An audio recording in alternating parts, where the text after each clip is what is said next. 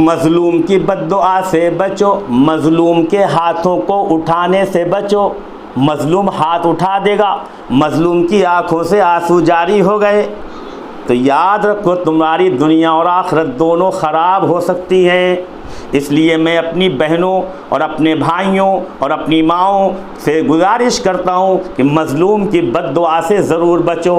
जब जब मज़लूम पर जुल्म होता है, अत्याचार होता है और उसकी आँखों से आंसू गिरता है, अल्लाह तबारक व तआला उसके आंसू को रायगा नहीं होने देता, जालिम को हलाक कर देता है। उस हलाकत से बचो, मज़लूम की बद्दुआ से बचो। दुआ करते रहो कि अल्लाह मेरे इन हाथों को, मेरे इस जहन को, मेरी इन आँखों को, मेरे इन कानों को, मेरी इस ज़ुबान को, मेरे इन पैरों को, मेरे जिस्म को किसी पर अत्याचार और किसी पर जुल्म होने से महफूज फरमा।